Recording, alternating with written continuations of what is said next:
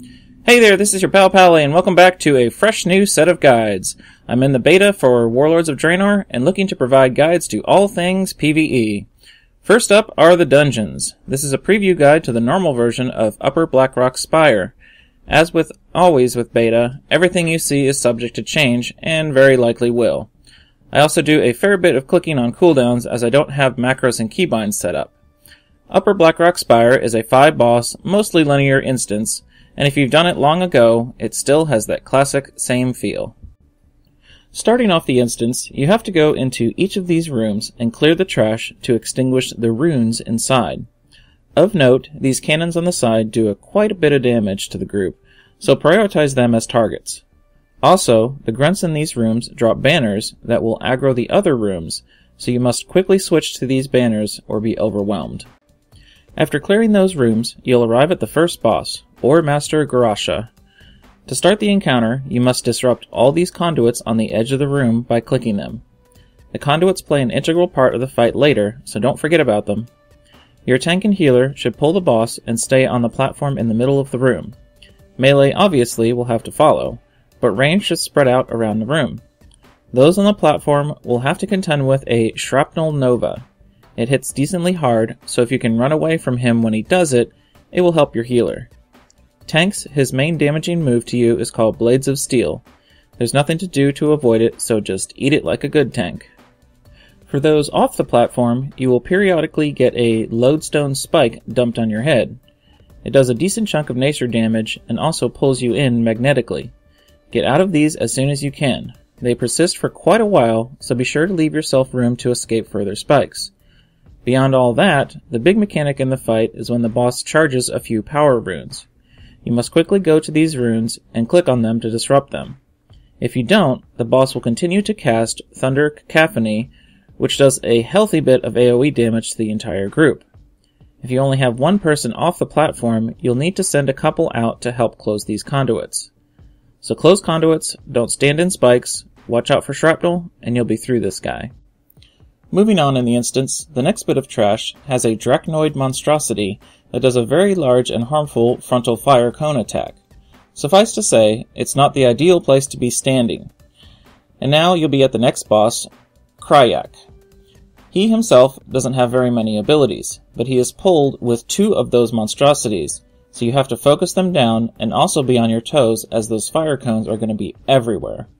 Kryak has 2 interesting things to watch out for. He will fixate on a target and channel a beam of shadow damage on them. This is interruptible, so try to do that as much as possible. It not only hurts, but reduces your movement speed and the damage you deal. He also drinks a potion called Rejuvenating Serum. This will heal him for 5% of his health every 3 seconds for 30 seconds. It's a magic effect, so it can be purged off of him. Once it's time to focus him, you'll want to have someone on that. Beyond all that, he will drop some poison puddles around the room. They are quite frequent, so try to use the whole room for these. Pushing on, this next room has quite a lot of trash. Early on, when you don't outgear the instance, you'll have to be really careful about pulling too much here. There is a mob called a Black Iron Elite that will charge your ranged and healers and do a very significant knockback attack. Other mobs will summon additional adds, so again, pull with caution.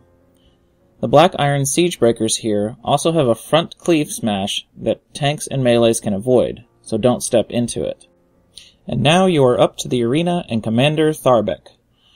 This encounter consists of 3 waves of adds, and then a fight with Tharbek and his Iron Barbed Skyreaver. The adds are fairly easy in general. One annoying part for melee is the Vile Maul hatchlings.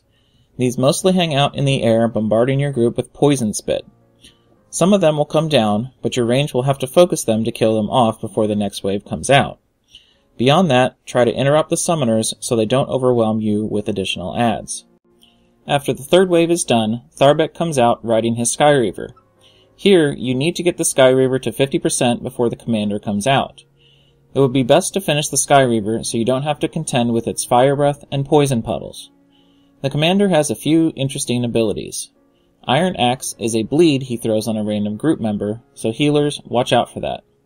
Imbued Iron Axe is an annoying spinning axe that he'll put in the room that wanders around slicing through your group. Do your best to avoid this. And finally, he will charge a target, doing some damage to them and knocking them very far back. At around 25% of his health, a surprise wave of adds comes out to join the fight.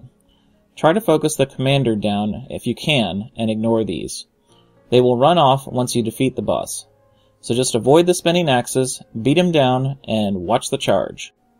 Pushing on further, there is quite a bit of trash in between Tharbek and Ragewing. When you see the Drake Keepers, be prepared here. A little after you engage them, they'll try to run the cases here to free more whelplings.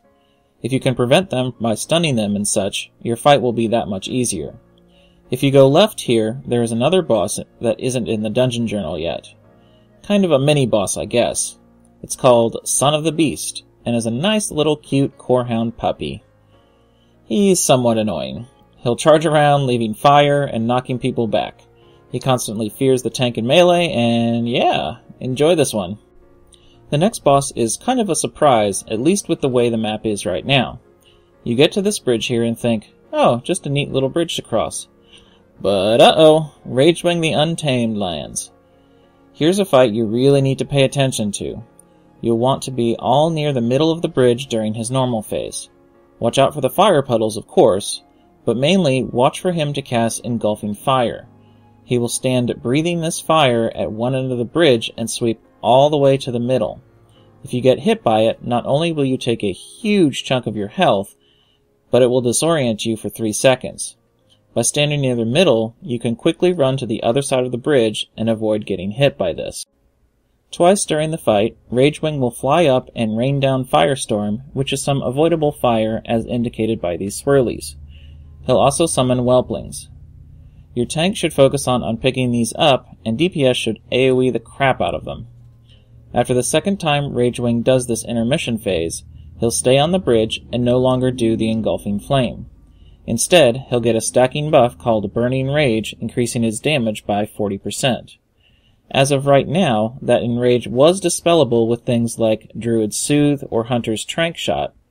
It may not be on live, and just will serve as a soft Enrage timer for you to beat. Keep avoiding the puddles, and get this all done. After Ragewing, this next room has a bunch of trash. You don't need to pull it all, so make your way down the left side of the room if you can. Your exit is that door on the left back side. Once you get to this bridge, it's time to start watching your footing. In fact, these two guys on the bridge are really deadly to your tank. Locking down one with CC and kiting the other would be a really smart way to go here. They will shockwave the crap out of your tank and could keep him stunned for quite a while. And now we arrive at the final encounter of this instance, Warlord Zayla. This is a very intriguing fight, albeit a long one. Be very careful on your footing here. Be inattentive, and you'll find yourself looking at your dead body in the lava below. Tanks especially need to watch out. The boss will be knocking you back a lot. Give yourself room. The big move for this boss in general is this Black Iron Cyclone. She will fixate and run at a group member, inflict a bunch of AoE damage. Be sure to stay away from this, and melee and tanks should steer clear as well.